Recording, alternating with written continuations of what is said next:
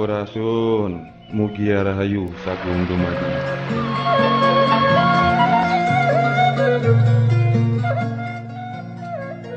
Kerajaan Panjalu Ciamis, penerus Kerajaan Kediri Jawa Timur. Panjalu adalah sebuah kerajaan bercorak Hindu yang terletak di ketinggian 731 mdpl dan berada di kaki Gunung Sawal 1764 mdpl dan berada di Kabupaten Ciamis, Jawa Barat. Posisi Panjalu dikelilingi oleh benteng alamiah berupa rangkaian pegunungan.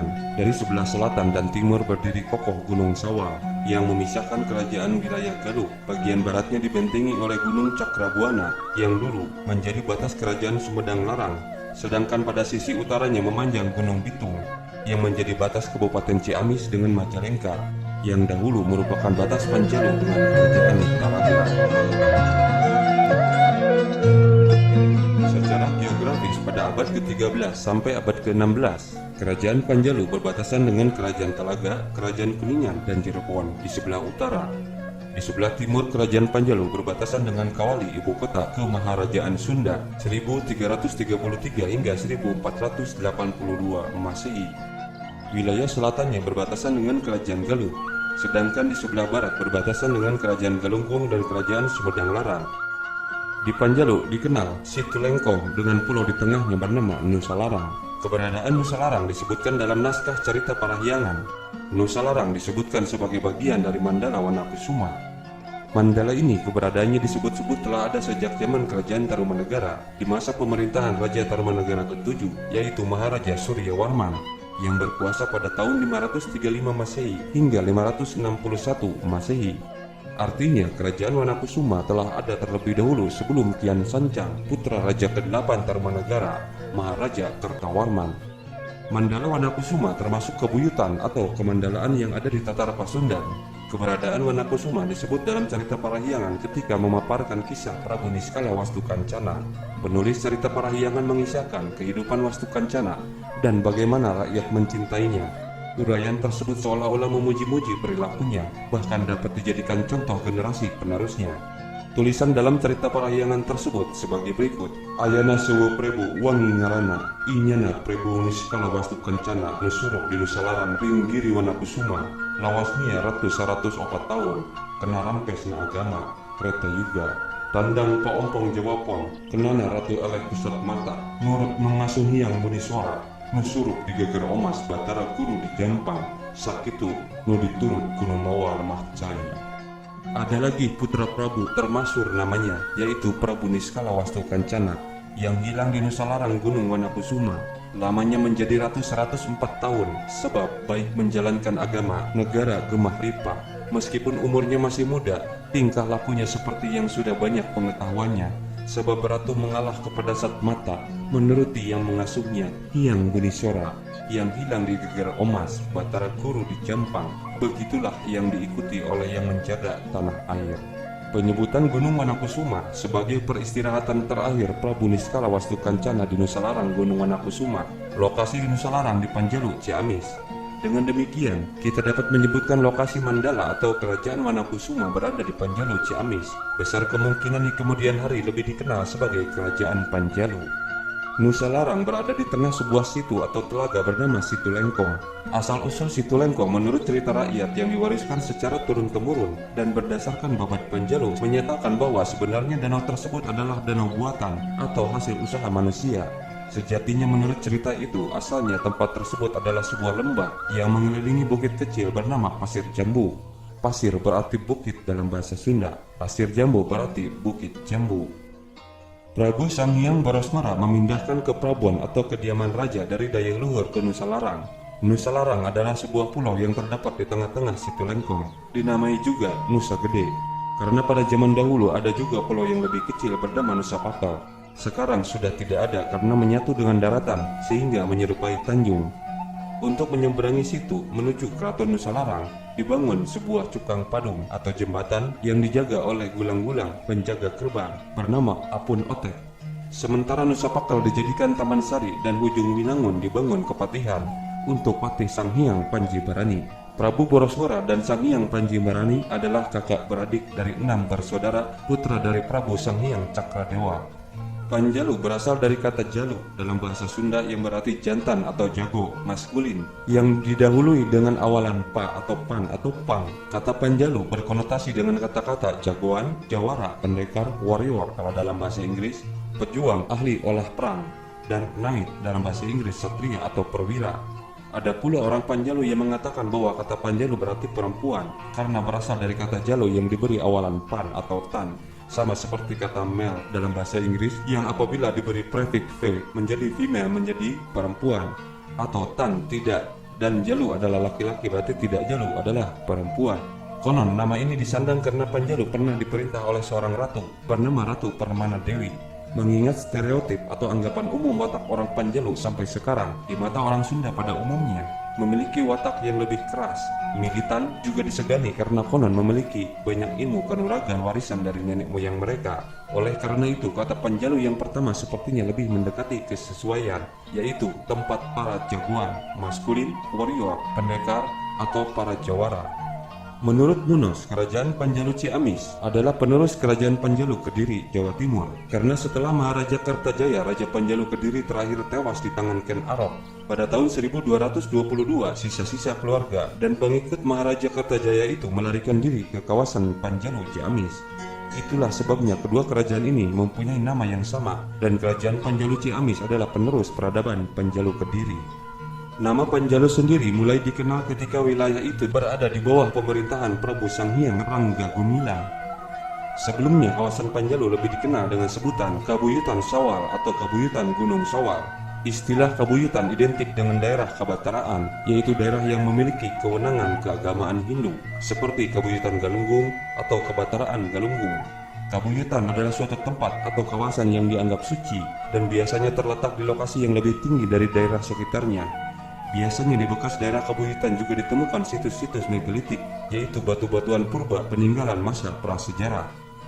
Keberadaan Kabuyutan Sawal dikenal sejak tahun 723 di zaman Rakai Sanjaya. Pendiri Kerajaan Panjalu adalah Batara Tesnajati yang petilasannya terdapat di Karantenan Gunung Sawal. Mengingat gelar Batara yang disandangnya, maka kemungkinan besar pada awal berdirinya Panjalu adalah suatu daerah kebataraan, sama halnya dengan Kebataraan Galunggung yang didirikan oleh Batara Sempakwaja, putra Sanghyang Reti Kandayun, pendiri Kerajaan Galuh. Daerah kebataraan adalah tahta suci yang lebih menitik beratkan pada bidang kebatinan, keagamaan, atau spiritual. Dengan demikian, seorang Batara selain berperan sebagai raja juga berperan sebagai Brahmana atau resi guru. Seorang Batara di Kemaharajaan Sunda mempunyai kedudukan yang sangat tinggi dan penting karena ia mempunyai suatu kekuasaan istimewa, yaitu kekuasaan untuk mengabiseka atau mentasbihkan atau menginisiasi penobatan seorang maharaja yang naik tahta. Menurut sumber sejarah Kerajaan Galunggung, para Batara yang pernah bertahta di Galunggung adalah Batara Sempakwaja, Batara Kuncung Putih, Batara Kawindu, Batara Wastuhayu, dan Batari Hyang Janapati yang videonya pernah kita buatkan sebelumnya. Berdasarkan keterangan prasasti Geger Hanjuang, Batari Hyang dinobatkan sebagai penguasa Galunggung pada tanggal 21 Agustus 1111 Masehi atau 13 Badrapada 1033 Saka. Kebataraan Galunggung adalah cikal bakal Kerajaan Galunggung yang kemudian hari menjadi Kabupaten Sukapura atau Tasikmalaya. Besar kemungkinan setelah berakhirnya periode kebataraan di Galunggung itu, kekuasaan kebataraan di Kemaharajaan Sunda dipegang oleh Batara Tesnajati dari Karantenan Gunung Sawal Panjalu. Adapun para Batara yang pernah bertahta di Karantenan Gunung Sawal adalah Batara Tesnajati, Batara Laya, Batara Karimun Putih. Pada masa kekuasaan Prabu Sanghyang Rangga Gumilang atau Sanghyang Rangga Sakti, putra Batara Karimun Putih, Panjalu berubah dari kebataraan menjadi sebuah daerah kerajaan. Diperkirakan kekuasaan kebataraan Sunda kala itu dilanjutkan oleh Batara Prabu Guru Aji Putih di Gunung Tembong Agung. Prabu Guru Aji Putih adalah seorang tokoh yang menjadi perintis kerajaan Sumedang Larang.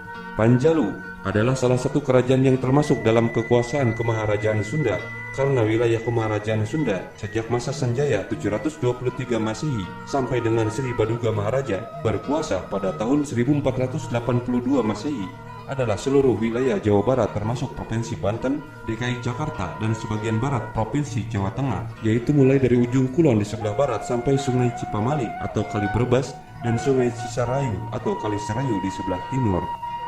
Lokasi Kerajaan Panjalu yang berbatasan langsung dengan Kawali dan Galuh menunjukkan keterkaitan yang erat dengan Kemaharajaan Sunda.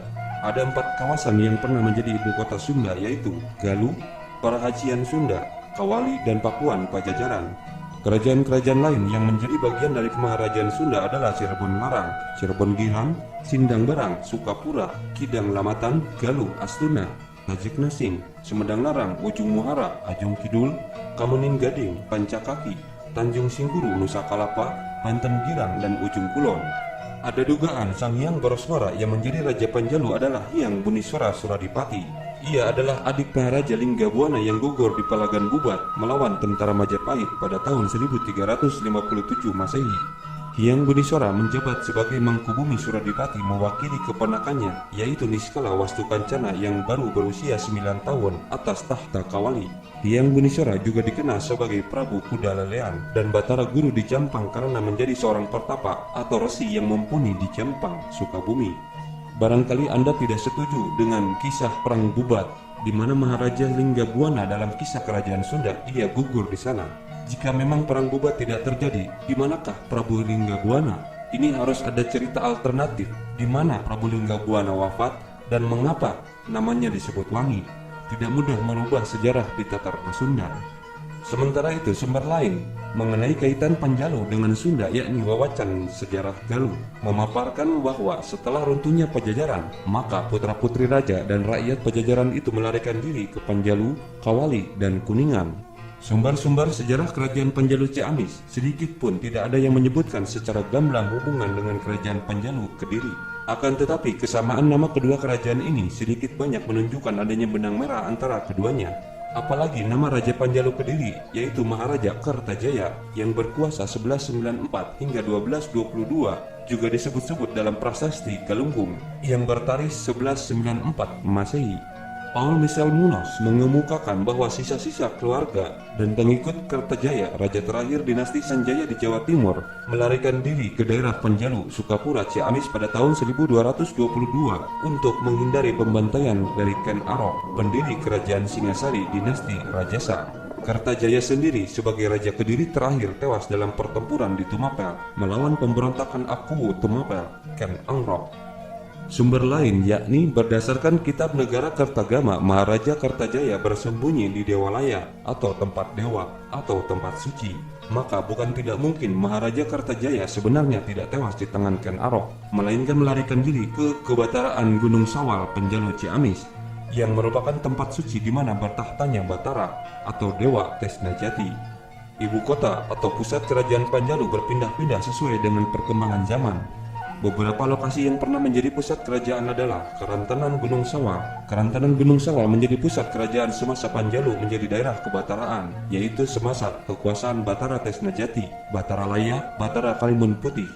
Di Karantanan Gunung Sawal ini terdapat mata air suci dan sebuah artefak berupa situs megalitik berbentuk batu pipi berukuran kira-kira 1,7 meter kali 1,5 meter kali 0,2 meter. Batu ini diduga kuat digunakan sebagai sarana upacara-upacara keagamaan, termasuk penobatan raja-raja Panjalu, bahkan mungkin penobatan Maharaja Sunda.